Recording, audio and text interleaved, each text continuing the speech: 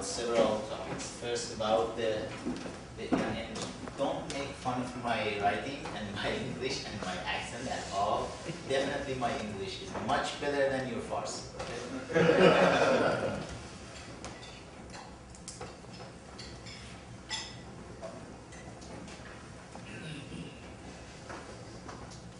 Iranian regime and U.S.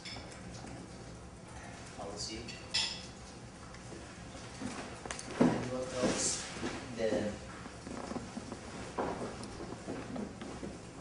I don't know why Lola asked me to talk about the opposition, Iranian opposition. It's not funny at all.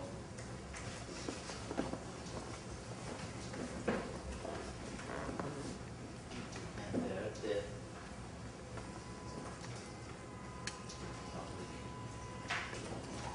diplomacy and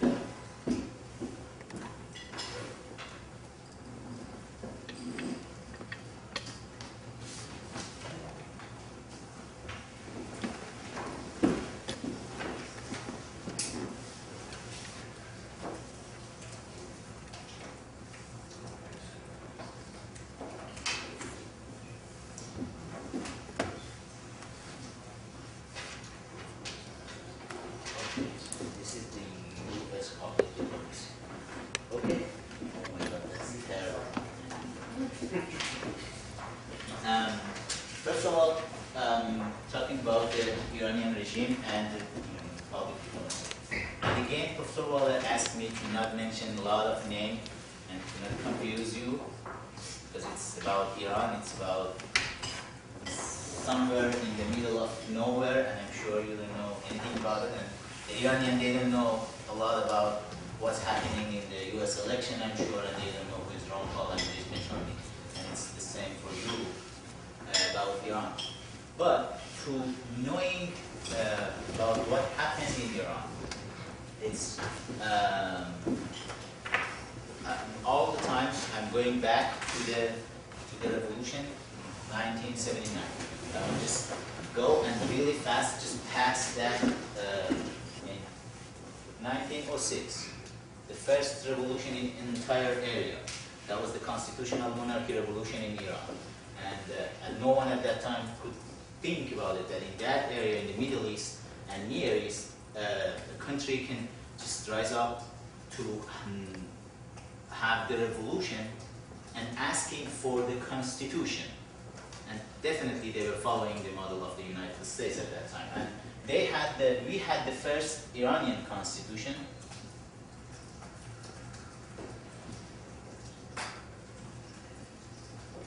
And then, at that time, a mullah came up called Sheikh Fazlullah Nouri.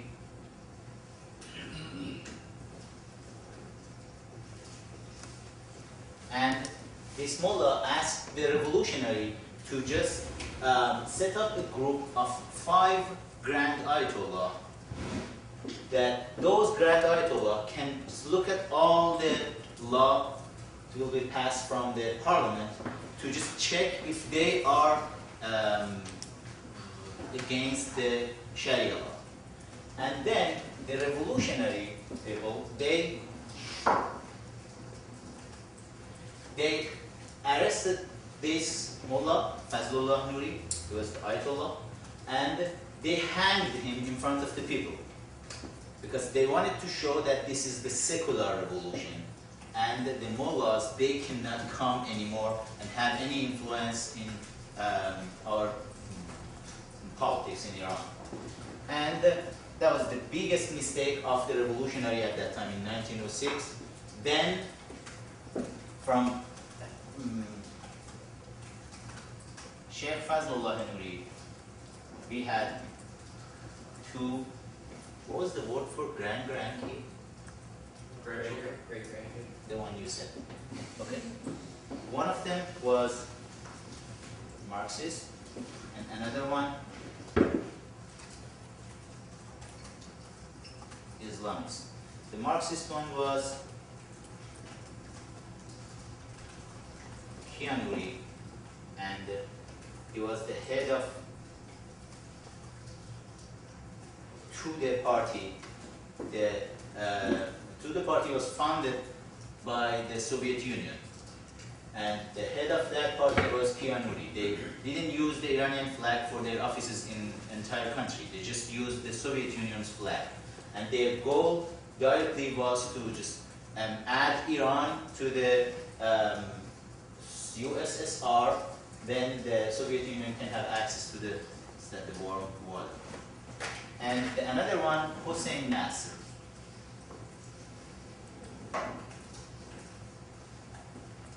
Definitely you cannot read that spell. Hossein Nasr, Hosseinnassr. Hossein Nasr. And both of them, they are grandchildren of the Sheikh Fazlullah Nuri.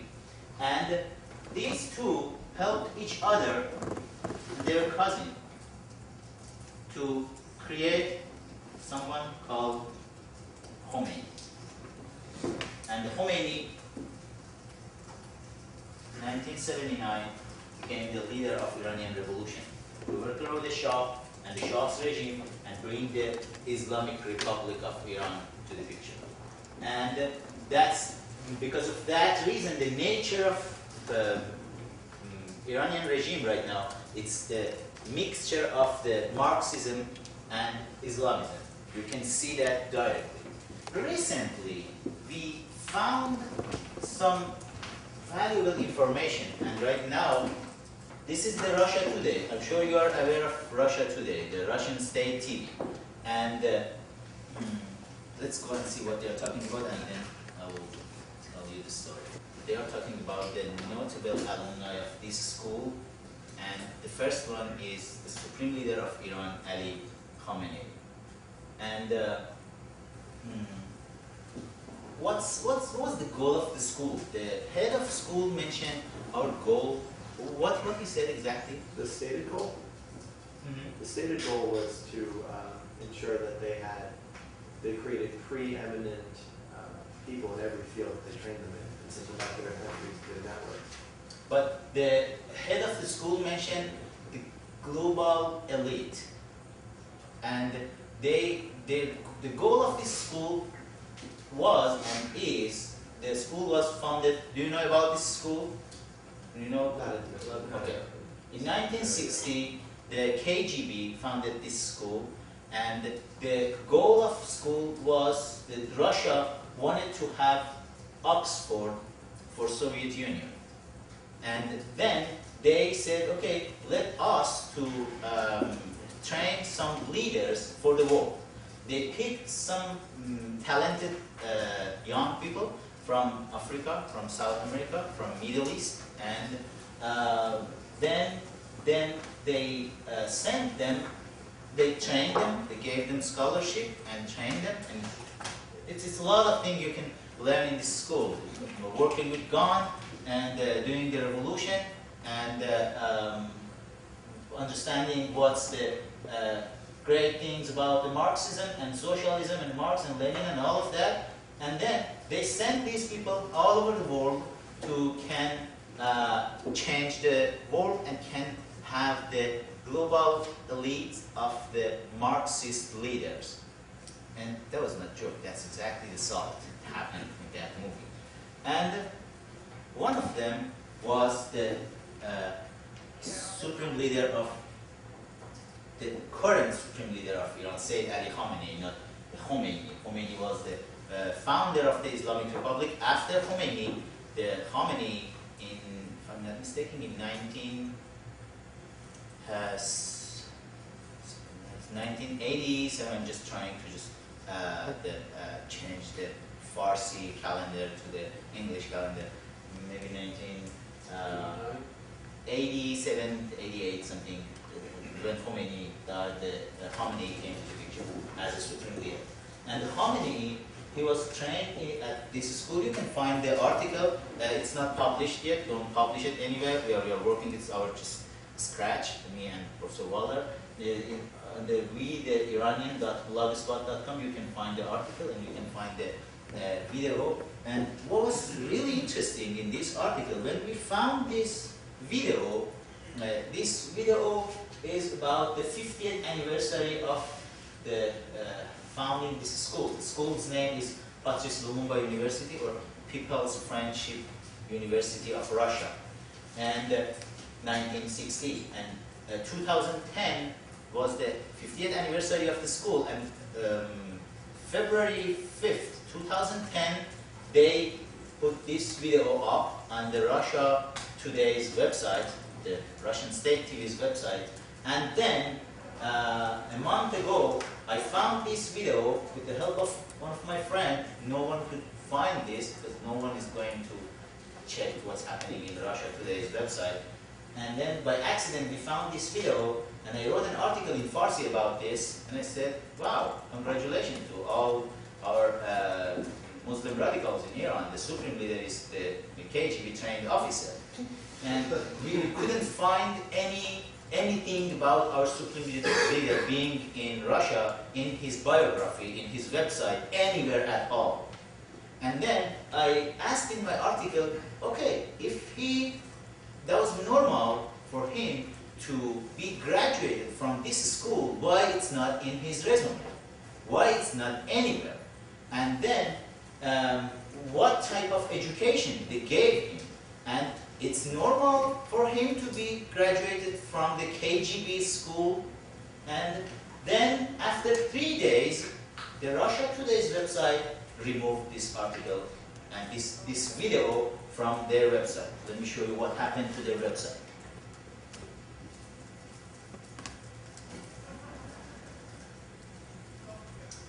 And 2 weeks ago, I can't remember, David Ignatius, he was here, and he was really interested about this, and he's working on an article for Washington Post about this too.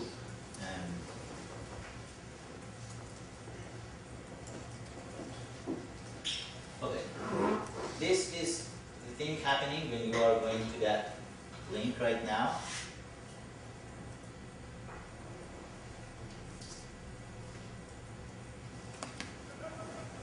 And this is the type of change they made.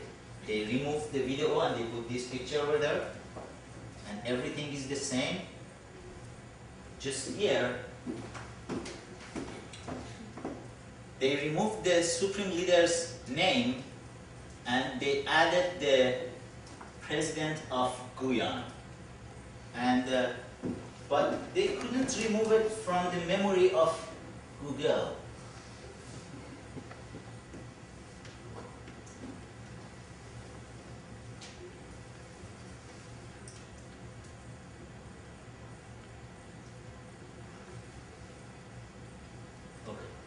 At the time they removed that, just you needed to type RT, TV, and Khomeini, and PFUR, the name of the university. You could see this here. And the supreme leader of Iran, Ali Khamenei, president of blah blah Palestine. And here you could see this is the video. Then they removed the video. And you can see that captured by the Google's memory. And then maybe the Russian government, they called the Google to remove the memory too. And then they removed the memory too. The 2009 too, the Green Revolution or Green Movement, I'm sure you heard about it. Some of you heard about it. And who can just tell me what knows about the Green Revolution or Green Movement in Iran? You want to say something?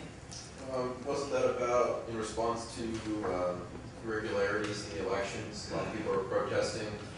I believe there was a young woman killed, and that sparked a lot of street protests. I believe her name is Nora. Neda. Neda. Great. Okay, and anybody else? Wasn't it still pro-Islamic Republic? It was just anti the current power structure. Not like that, but yeah, somehow it's like this. Okay, and then what do you know again? And I was going to say, weren't they the leaders of the movement kind of billed in the media in the U.S. as moderates, but they weren't really moderates. They were just more moderate than the current regime. and now they're under house arrest and are allowed to participate in the recent election. Yeah, okay. And the thing is, the Green Revolution was not the reform movement in Iran. We have two separate things in Iran. Okay, just please remember this name. I will go back here, the Hossein Nasr, that one of the guys, the Islamist part, helped Khomeini to come to the picture. Remember his name. 2 days before the election, 33% of the people, they wanted to vote for Ahmadinejad. 63% they wanted to vote for Mousavi. And 3% wanted to vote for Karoubi, and less than 1% wanted to vote for Mohsen Rezai. Okay, why it's important? Because the 63% is normal. We have a big government in Iran. It looks like the government in the United States currently, last 3 years. Big government. Everybody should be the employee of the government. I'm not talking about the president against the president. No, no. But all the government employees and their families, it's normal, 33%, and the people, they are fooled by government. The Mousavi will go back here. The Karoubi, all the reformist leader and the Voice of America and the BBC and part of the opposition, they asked their supporters to vote for Karoubi. And Karoubi had 3%. And think about it, all of the numbers that's coming out from his campaign, he cannot lie about that number. It's 3%. And the Mohsen Rezai is just maybe his family and some friends, they voted for him, less than 1%. This generation, they thought Mousavi is something different. Because Karoubi was Mullah, Ahmadinejad was attached to Khomeini, to supreme leader, and this guy is totally out.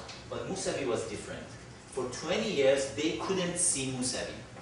In 1987, Mousavi had a big fight with Khomeini when Mousavi was prime minister in Iran, and the Khomeini was president at that time, when Khomeini was alive still, the founder of Islamic Republic. The Khomeini was president. Then Khomeini became the supreme leader. When Khomeini was president, Mousavi was supreme leader. Mousavi was the prime minister. They had a big fight, and the president just removed Mousavi, the prime minister, from the picture, and even removed the title of the prime minister from the constitution, because he didn't want to have any problem with any prime minister. And then Mousavi was totally out of the picture for 20 years. And all those young generation, they couldn't see him. And he is anti-American too. And he is anti-Israel. And he is Marxist too, Marxist Islamist. But he was a little modern. He held his wife's hand, and that was a lot for Iranian people to see a politician in Iran that holding the wife's hand. Wow. And then the new generation, they thought he is coming for the revolution. And the new generation, via Facebook, they picked the color green. And that was 4 months before the election, June 2009. And they said, okay, let's pick the color and start the revolution. That was you could see a lot of conversation between the new generation in Iran and let me tell you, the internet in Iran still is dial-up, but we have more than, at that time, we had more than 7 million bloggers in Iran. As a number of bloggers, that was the third country as a number of bloggers. And the Facebook was super popular, and the government couldn't understand what does that mean, Facebook. Still, some of them, they can't understand what does that mean, email. But that time, Facebook was really complicated for them. And when the new generation started to say, okay, let's pick the green as color of our movement, the Mousavi, he made a speech and said, that's unfair. We are not going to do the revolution, it's just election. Okay, just calm down, people. And we should be loyal to the golden times of Khomeini, and we should just be loyal to the constitution of the Islamic Republic. And he was trying to say, no, this is not a colorful revolution, but he couldn't control it. And everywhere you could see via Facebook, everybody, all the young people, they used the sign of green to just show we are part of this movement. And the result came out exactly that was like this. But the Islamic Republic, they didn't do a lot. They just changed this and this. And they said, okay, Ahmadinejad has 63% and Musavi has 33%. And because of that, the new generation, they were really angry. They came to street and they showed the power of new generation in Iran. Before that, July 9, 1999, we started the biggest student uprising against the government. And July 9, 1999, 10 years before that, at the best time, we had 800,000 people in Tehran in the street. But 2009, June 2009, if I'm not mistaken, June 16, 2009, we had 4,500,000 people just in Tehran in the street. And they chanted death to dictator, death to Khomeini. I want to show some of the videos of that time. And I want to talk about this movement and the 1979 revolution. What was different between the two type of revolutionary people, and you can understand more what's happening. All the countrymen, they have gone and they are arresting everybody who was employee of government, the Shah's regime. Just being employee was enough for them. With the sign of green, they are chanting, but it's peaceful. And then the police will come to attack the people. And look. Right now the people, they are trying to protect him. And they are telling everybody, don't attack him. We are not like them. You shouldn't do that. Green movement. Before 2009, Dr. Katzman in Congressional Research Service, he used the word of conservative for the Khomeini and his team, and the reformist. And he didn't give that much credit to the opposition, to the supporters of the regime change. After the Green movement was started, we don't have reformists anymore here. We have the opposition structure of the opposition in Iran. The reformists and the supporters of the regime change. But why all of this is important? We want to come to the Washington, D.C. We want to come to see what's the United States policy right now for all of this. Okay, does anyone have any question? Check these numbers. 85 to 90% of Islamic Republic's money directly is coming from selling oil, petrodollars.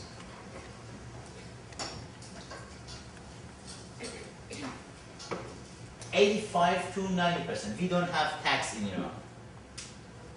Totally out of picture. And we don't have anything else. We have just oil. And with this money,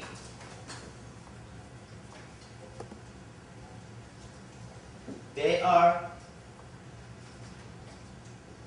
giving salary to Revolutionary Guard and Basijis 3 times more than the average salary of the government employees in Iran.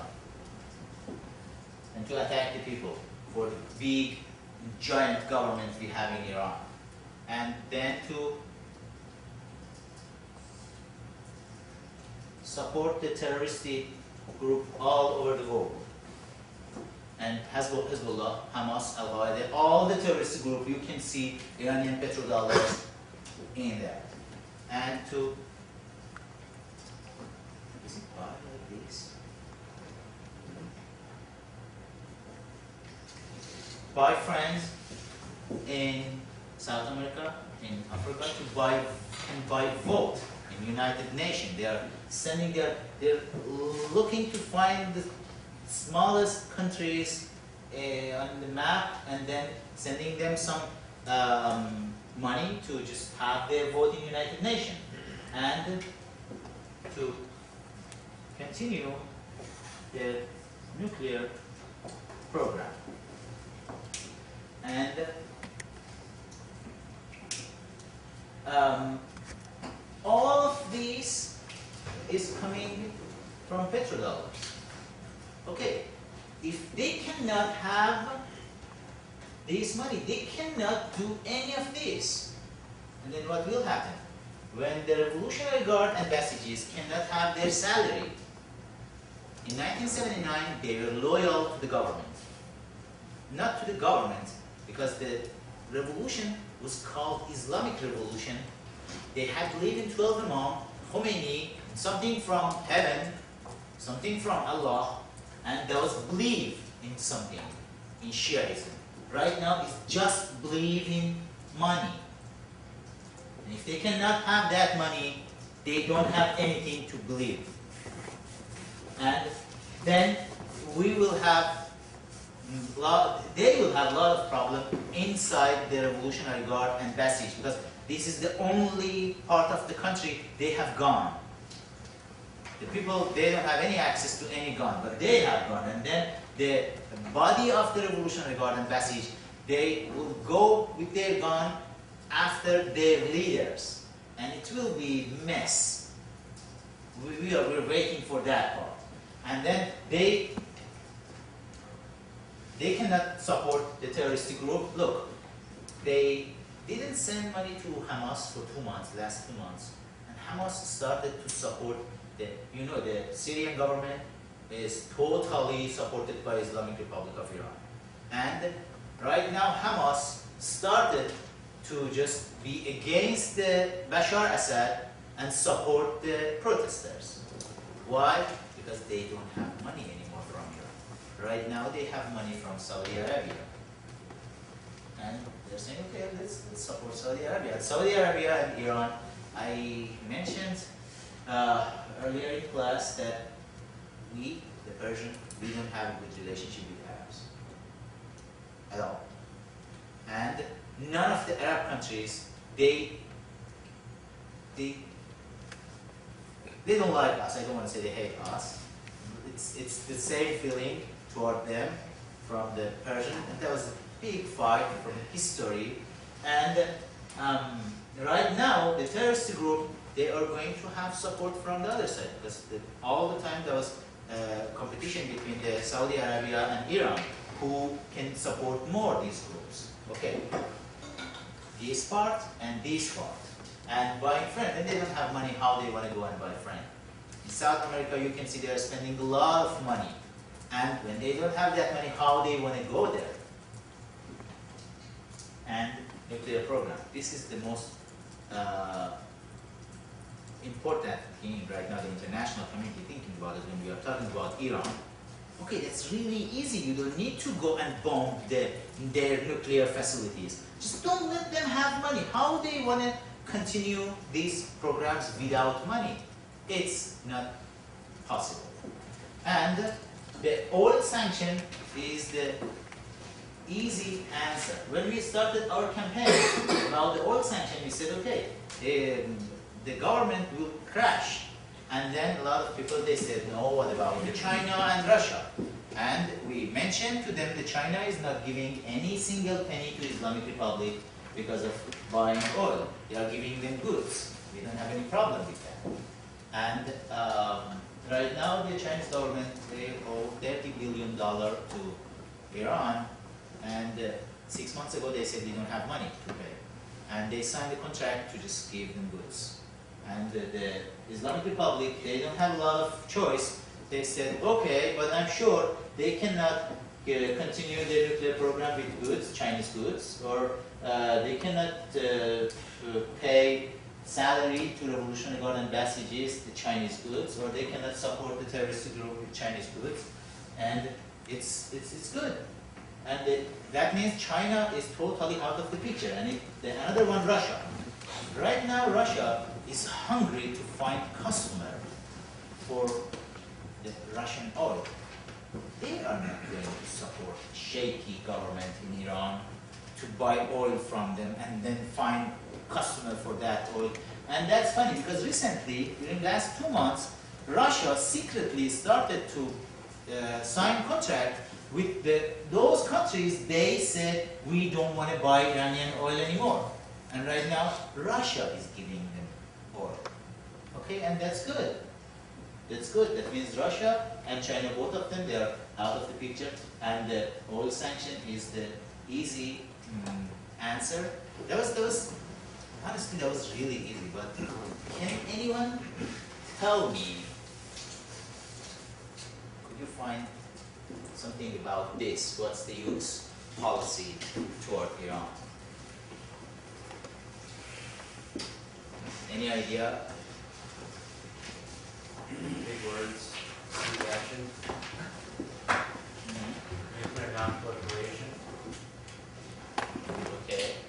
Dual track diplomacy. What does that mean exactly? Carrot and stick at the same time. Okay. Policy. Okay. And nothing else? Honestly, to me, Have we had any diplomatic contacts since 1979? that's a good answer because honestly, to me, after almost 20 years being involved with politics, I couldn't find any policy exactly that can say it's U.S. policy toward Iran. After the revolution, 1970, it's maybe still the U.S. government is shocked because of the revolution, and they can't think right about it. Maybe they don't know what's Iran exactly. We can just accept that as a good excuse and think about it. The entire this time, before the revolution and after the revolution, the Soviet Union and then the Russia, they are really active in that area and inside Iran. And Iran was a good place. When we are talking about Iran, let's see here, and Israel, the best ally here, and Afghanistan here, Pakistan here, and the Turkey and Saudi Arabia. Look, it's a lot of interesting thing here around, and it should be one of the top priority of United States to at least have some plan for this small country in Middle East. And it's all these countries, they are related to Iran. Look, Pakistan, Afghanistan, Turkmenistan, and Azerbaijan, Turkey, Syria, Iraq, Saudi Arabia, Kuwait, Emirat, Oman, all of them, and Russia. To me, it's crazy why the United States doesn't have any policy toward Iran. And it's happening day by day. Okay, let's see what will happen tomorrow. And right now, honestly, we are working in Congress hard. We're talking every week with the congressmen and senators to just brief them and ask them to push the government to have some policy toward Iran. And some senators right now, one of them, Senator Cornyn from Texas, and the Congressman Trent Franks from Arizona, they are pushing the government to just pass some bills. And Senator Mark Kerr, he did a great job. I hope he can come back to the Senate soon. And they are pushing the United States government to have some policy. But why it's like this? Why they are stuck here?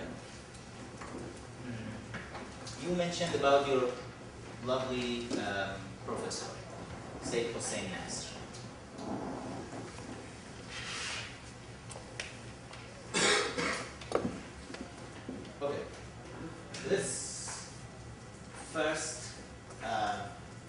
have some general information about this guy. He is right now in Washington, D.C.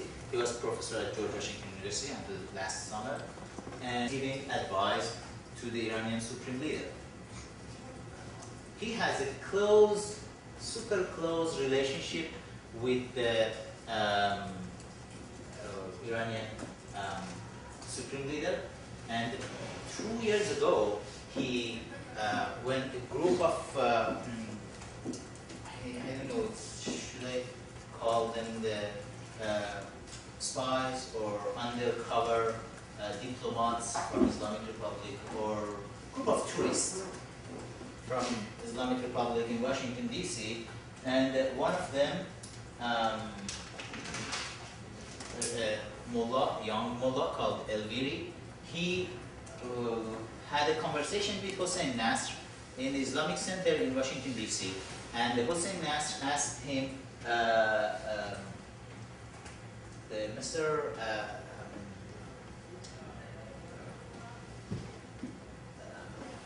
What's the name I mentioned here? Okay, whatever, mullah, just please tell the supreme leader to send the money we need to create the Shiaism chapter in George Washington University. And he said, I will not be here for a long time. Please send it as fast as possible. And then that the Elviri, the young mullah, Elviri, he was really excited. He was young, and he wrote an article for one of Iranian magazine and said, yeah, I was impressed when I met Hossein Nasr in Washington, D.C., and the article came out in Farsi, and I don't think anybody just translated it to English. And he said, yeah, I was really impressed by Sayyid Hossein Nasr, and Hossein Nasr asked me to send his regard to Supreme Leader and ask Supreme Leader to send money, enough money for George Washington University Law. And then this office of Supreme Leader sent a letter to Elviri and said, shut up. You are just destroying our friend's life in Washington, D.C. Don't do that. And then the guy was stupid enough to fight back and said, that was true, I met him. And then the Supreme Leader's office said, okay, just be quiet. And then he published the Sayyid Hossein Nasr handwriting and said, look, this is his message to Supreme Leader. And that was a big fight. And then they arrested him for 2 or 3 days to just make sure he understood the message. And definitely the Sayyid Hossein Nasr said, no, that was not my handwriting, and it was wrong. Then this guy, when he offered, in 2006, he had a meeting with President Bush, and he asked President Bush to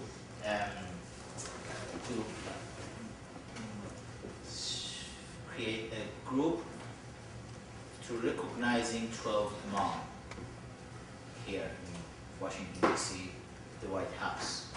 And then he sent his son and these people, and Susan Meloni went to the President Bush's administration at the State Department as the director for the Iran and Middle East. And she was the one gave the idea of negotiating with the Islamic Republic to the Bush administration. And these two are couple, husband and wife, and Raytiki and Susan Meloni, and this is his son, and they are best friends with each other. And they're writing articles together sometimes, and in their article, it's totally the same as Islamic Republic's statements. They are asking the United States to go out of Middle East totally, to just send out all the troops, and to just don't bother the Islamic Revolution, the Islamic Republic of Iran. And it's they are calling the problems in Iran the family crisis. Just leave them alone. This is exactly the thing you can see in Islamic Republic's statements. But he was teaching at National Defense University, and he was going around a lot. and he was the top advisor for Richard Holbrooke for Afghanistan and Pakistan until 2 years ago, if I'm not mistaken, or last year. And these type of people, they are giving the wrong information. And recently, maybe 2 or 3 days ago, he became the dean of Johns Hopkins University. Good. And these are the unofficial lobby of Islamic Republic in Washington, D.C. Look at the connection. And this guy was the minion of the Hussein Nasr, the famous minion for Hussein Nasr.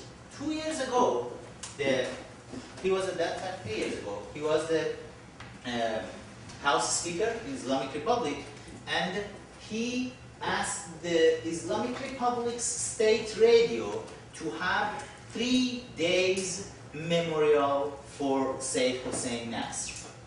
Official memorial from the Islamic Republic of Iran for this guy to just talk to the people about his books, his ideas, and look at his connection directly to the most powerful man in the country, in Iran. And look how he has a lot of effect in Washington, D.C. here, a lot of influence to the U.S. government. Okay, let's repass the date. I said just for 15 to 20 minutes. 15 minutes? 20 minutes. We can have break, and then we'll talk about it more and some better understanding that how the Islamic Republic's lobbies they are working here in Washington, D.C. And these people, they are related to a big network. Think about it. The Hussein Nasr is living in this area for 45, 50 years. And he has a giant network. And a lot of think tanks, they are related to him. And the famous one is called NIAC, National Iranian American Council. And the NIAC is founded by a guy called Trita Parsi. In 2003, he founded this group here. It's a think tank. And his brother, Roosevelt Parsi, created the same think tank in Europe, for the European Union. The both brothers, they started to just send the message of the Islamic Republic to the policymakers. They had a lot of success, a lot, to give the wrong information to the policymakers. It's exactly the KGB's style, to give the wrong information and wrong direction. They have influence on Voice of America. Who knows what's Voice of America exactly? What's that? We were involved in this class, Voice of America. Mm-hmm. It's a government-sponsored international broadcasting. And when it was started? 1939, and officially 1941. And for what, you know? Basically, to spread American ideas around the world and give other countries a taste for it. They have a direct mission, and let's go to bbg.gov. You know what BBG stands for? Broadcasting Organization. Oh, they have the new website now. Before BBG, State Department carried that mission, and the Voice of America was kind of part of the, under the State Department. And then, if I'm not mistaken, in 1995, can anyone correct me if I'm wrong? They decided to be more independent and have BBG here, Broadcasting Board of Government. the group I mentioned, they realized that. And they started to have influence on Voice of America. The only windows that the Iranian people could see United States from Iran, because all media in Iran, it's we didn't have any private media in Iran. Everything is state media, state TV, state newspapers, and the Islamic Republic's lobbyists, they realized power of the Voice of America, and without spending money, they could come and have influence in Voice of America and use this powerful weapon against the United States. How? Let's watch together this one.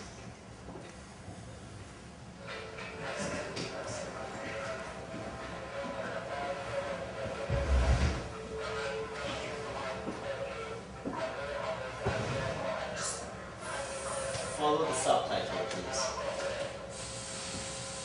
This is one of Voice of America's programs.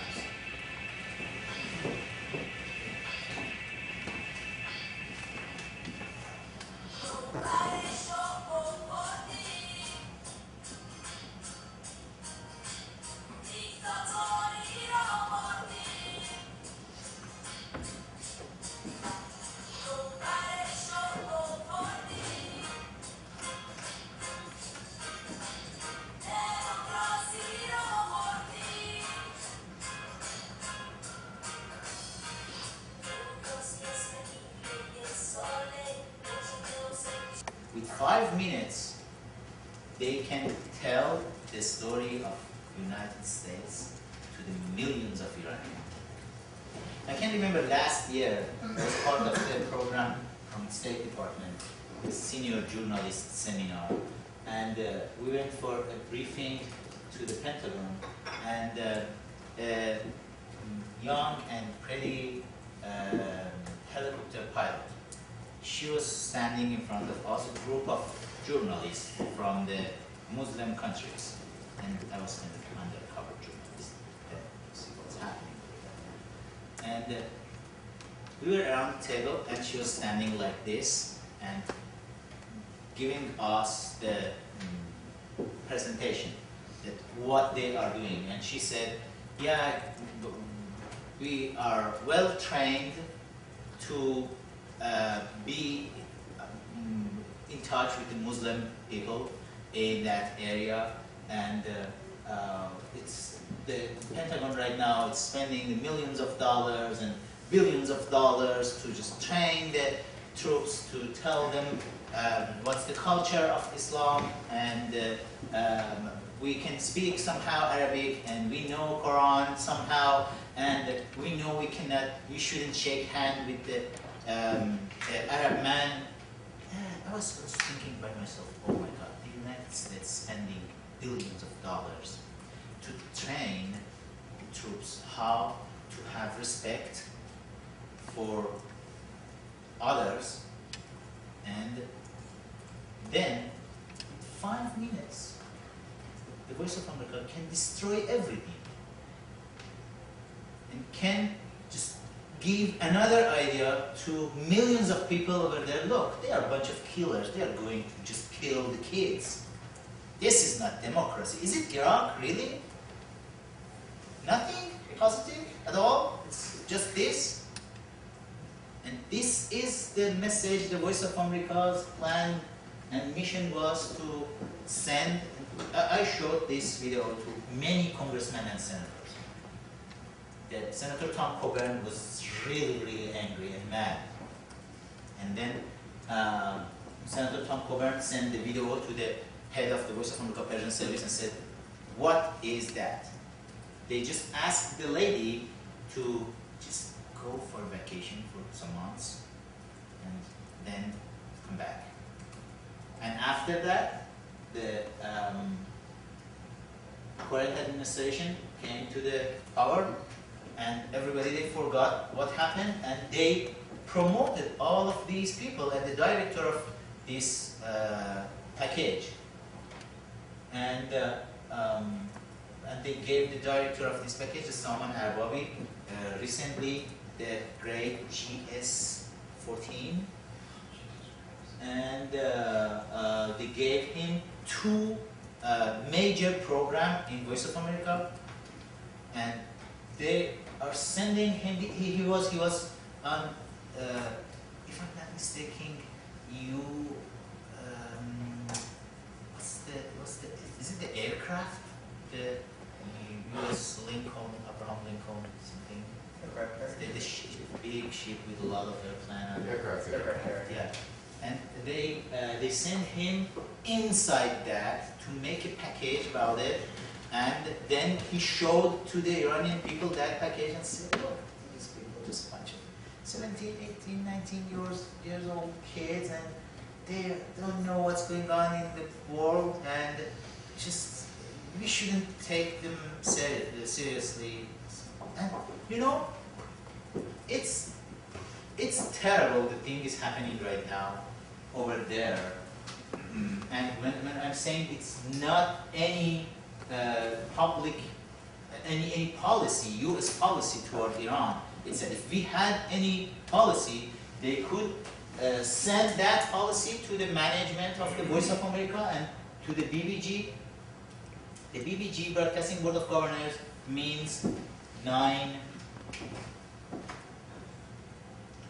people, 8 of them plus 1. 1 is the Secretary of State. It's just for show over there, but 8 people, 4 from the Republican Party and 4 from the Democratic Party. Doesn't matter. It depends who is in power. Right now, 4 of them, they are appointed by president, and another 4 they are appointed by Republican Party. But all of them, the name is going to the president, and president is appointing the 8 members of the Broadcasting Board of Governors. They are not exactly employee. It's not any job description for them. It's just they are BBG, and it's not any executive directory, anything that they can do something. And honestly, they don't have that power. Dana Prino is one of them. The Governor Anders Wimbush, Governor Michael Meehan, Governor Victor Ash. And I know 5 of these 8 people in person, and I talk to them. A couple of them, they're my close friend, but they are saying we can't do anything. We don't have any power at all. And they asked the VOA to remove some of these people, and VOA said, that's not your business. What's the structure? It should be the best and the most powerful tool of the public diplomacy of the United States. Okay, what's the structure?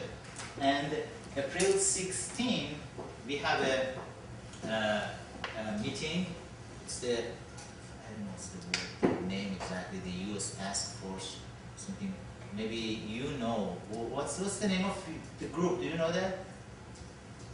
The U.S. Task Force, something, public diplomacy. There's something. I'm part of that group, and it's everybody there involved in the broadcasting, the U.S. broadcasting, U.S. government broadcasting group. They are in this meeting, and right now we want to go and find some direction, some structure for the BBG, and maybe send suggestion to the government to do some change, make some change over there. Maybe